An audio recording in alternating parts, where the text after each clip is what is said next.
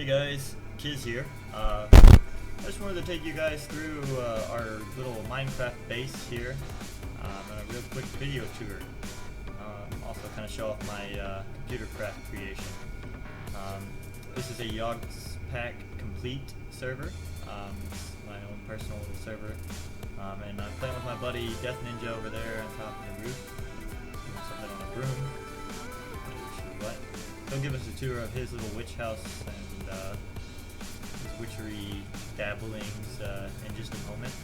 But first we're going to start with a tour of this here tower. This is what I call the tech tower. We'll start on the very bottom level. And the very bottom level here is our reactor. Put it pretty deep so that it wouldn't blow up the whole building and destroy everything in one fell swoop if it messed up. It's just a really basic reactor, 1x1. Doesn't get too hot. It doesn't produce a lot of power, but it's definitely enough. Gets the job done, and it is computer controlled. We'll see more of that in a second. Using these little open blocks, teleporters, really handy. On the basement level, or basement 2 level, we have our hydrogen generation station and our laser area. And this is where we actually create hydrogen, pump it to the hydrogen generators. And these are kind of our secondary main power, where the reactor is our main power. On the next level up, we have our little emergency power here. It's a hydrogen generator and 2 electrolytic separators, along with a culinary generator to kickstart the electrolytic separators in case of an emergency. Say a whole system goes down or something. Of course, all the wiring comes in through here. You have the emergency power block here, which is computer controlled to turn on in the event that we need a burst of power to get our items from our computer here. All our items in the game are stored in these storage hard drives for our ME computer. We have terminals running to various buildings here to make it useful. Loader, you don't see that. That's bad news. Anyways, yeah, and that's there because there was a creeper in here the other day. It scared the living crap out of me. So I placed that there so that I could run away and it would get stuck there and not blow up and kill me. Whether or not that would actually work, there's no telling. Probably not. Knowing my luck, it would just blow everything to pieces. But in the walls here we have our hydrogen pipes that go up to the next floor, and also our power pipes that go up to the next floor. That's supposed to be a hydrogen control computer, but right now it's kind of offline. I haven't really programmed it.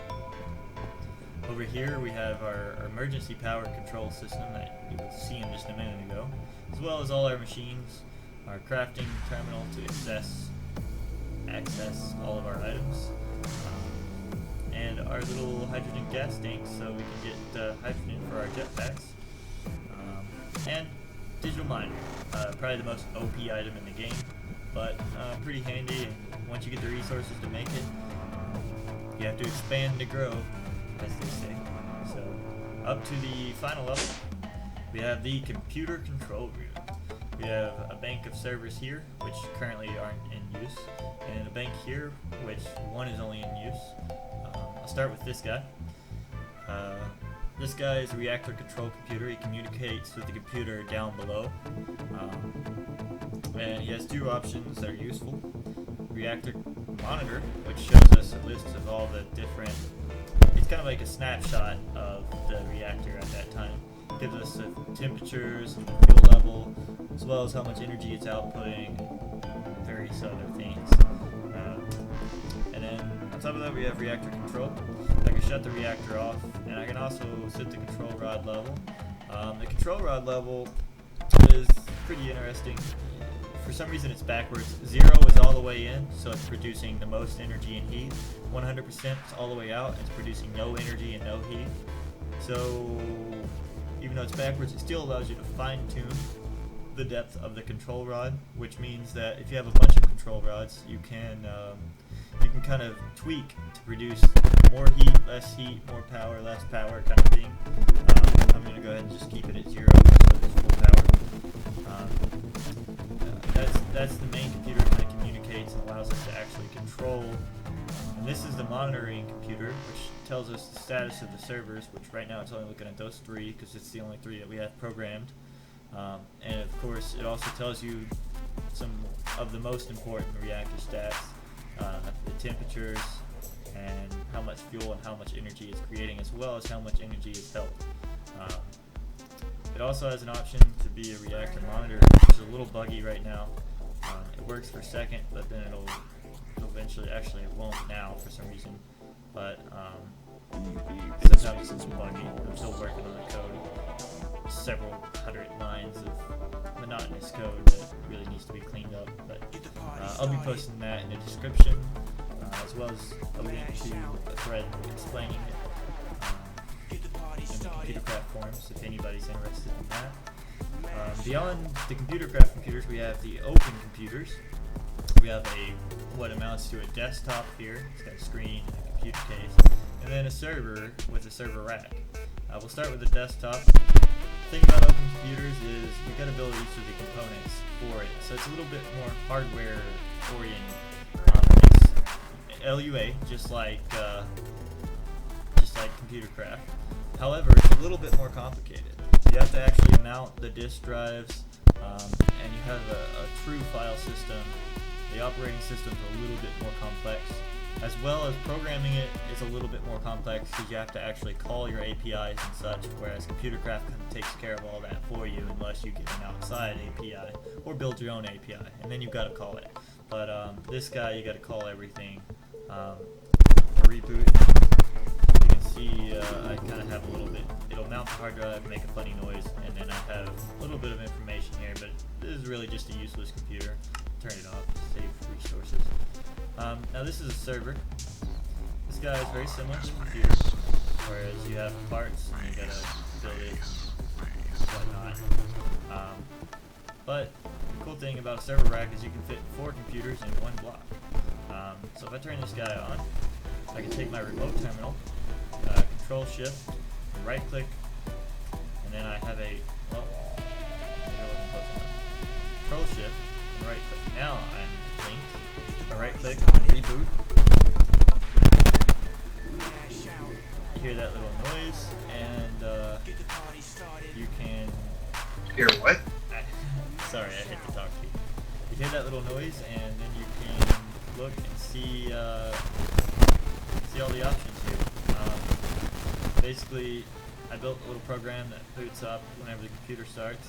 It tells me how much energy and memory I have available, as well as gives me the option to check the memory, reboot, shut down, and exit the menu. Pretty useful, but I haven't really found a real use for these guys. They use power. They're a little bit more complicated, and they're a lot more expensive to make. So as far as control systems and things like that, I don't even think that they have an API that works with the reactors. So for now, they're just kind of me having a little fun with other type of computers. I really like the design. I hope that more documentation becomes available and they continue to grow this mod. As far as I can tell, there's kind of a rivalry between computer craft and open computers. I wish that would go away and they would work together, because both of the mods are excellent mods.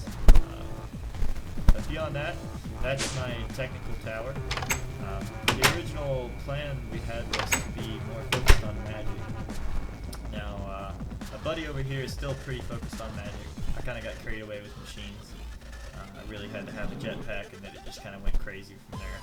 But over here is his witch house, which I'll have to give you a tour of in just a moment. He's got his magical crop fields here. These basically give us infinite resources. Little Jeff Turtle here. He doesn't really have a point. He did have a AI program in him that allowed him to roam around the area here, not go too far, and it uses coal, and it was annoying. Didn't feel like refilling him, so it kind of got carried away. This here is my Ars Magica house. As you can tell, I'm level 44 in Ars Magica, which once you get to this point, it's kind of really slow. So I haven't done a lot in a long time. We have our altars, and beyond that, I have my little spell crafting station here. And then if we go up, I'll show you inside. designed it to be kind of appealing to the eye and enjoyable magic style kind of library type thing. But it's not really that functional, so I'm not in here very often. Hopefully I can get back in Ars Magica soon. I just need to find a way to level up, because we don't really mind. We don't really kill anything anymore, because we've gotten so far in the game that we just have an auto miner and grow what we need to use. And we can grow iron and whatnot. So it's pretty hard to get levels now. This is the Mistcraft shed. Don't really know why I built the shed. Well, I know why. It was for Mistcraft. But, oh my god, there's a creeper. You get to see a little demonstration of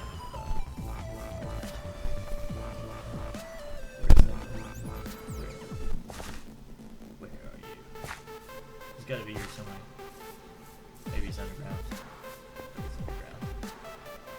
Dang. Oh my gosh. That was terrifying. So yeah, that's a fire beam. Very useful. I'm gonna fill this hole back in and never come back to it, because that was absolutely terrifying. Anyways, yeah, that's the Mistcraft house. And one of the final things I want to show you before I have him give you the tour of his witchery stuff is our teleportation system. So this here is actually right underneath the spellcrafting altar of my Ars Magica house, and it's kind of the central hub for our teleportation system. So we have an access panel here for every big room, so I can skip on over to the tech room, or we can go straight to his witch house.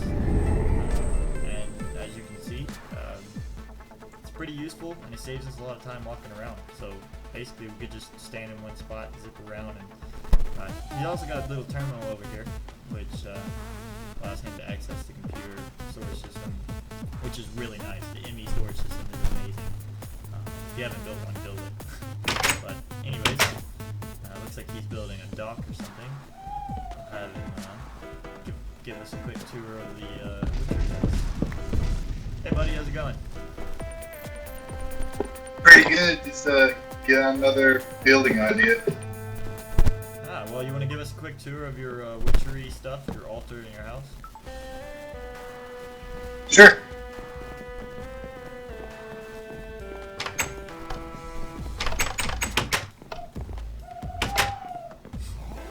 Going in here, I designed the floor out of different mods. Witchery, Thaumcraft. And these runes, they're used for circle magic, but I decided to use them as decoration. I think they look pretty badass. You have the oven over here, which is beginner level witchery stuff. It doesn't look like this at first, it looks like a little center component, but you add these upgrades. Oh my god. So, what's this little chick ugly witch here? What's the deal with that? Now, when people start out, they'll sometimes find these non-aggressive witches and villages that, originally they're just assholes to you. But once you progress in witchery, you can do quests for them, and they'll join your coven, which allows you to perform certain powerful spells that would need them otherwise. Wow. Well, interesting and scary at the same time. Where do you want to go next?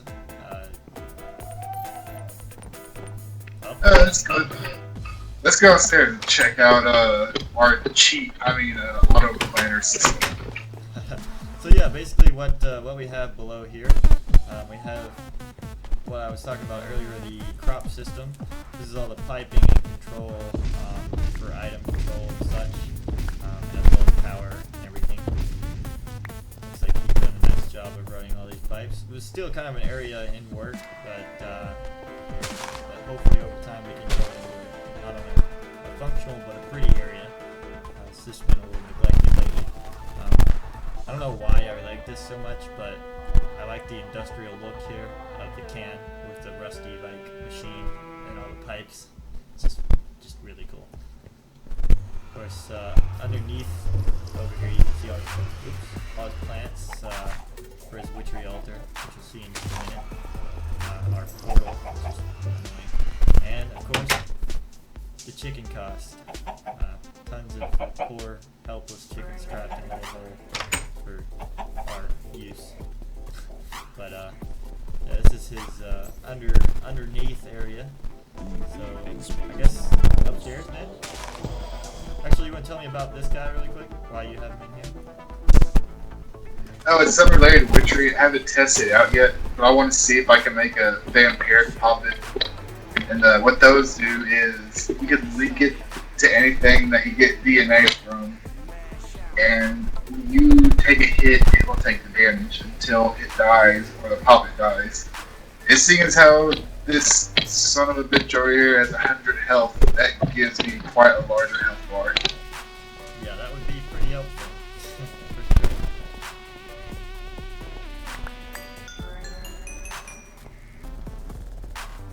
Alright, anyways, let's head up and go upstairs real quick. Kind of an empty area right now. Looks like a little bit of dark craft going on over here. Yeah, I still really understand it that much yet. I'm just trying to level up and get time torches. Because time torches and fertilized earth and crops equals God. Yes, indeed. We pretty much have infinite resources now. But tell me about this little guy here. Dumbledore ornithologist. Dumbledore ornithologist. True story, the game made that name. That wasn't created by me. It's amazing. Yeah, in witchery, you can eventually get to a level where you can have one of 3 familiars. Either owl, cat, or toad, and they give you bonuses to flying, curses, and brews, respectively. I don't really care about curses and brews. I want my magic brew to fly better, so I adopted this little guy, gave him a nice warm home behind bars on a hard floor. Sounds pleasant. That concludes the witch house tour. If you want to run over to your altar and show us around that. Certainly. Oh, this is magic too. Remember soul shards. Can't forget the soul shard.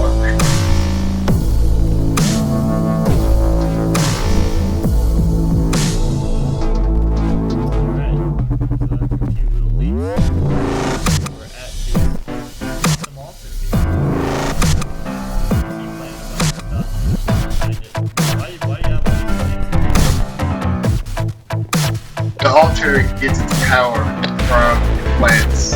Not just plants, though. You have to have a variety of plants to get the maximum power. Which is why I had that farm downstairs.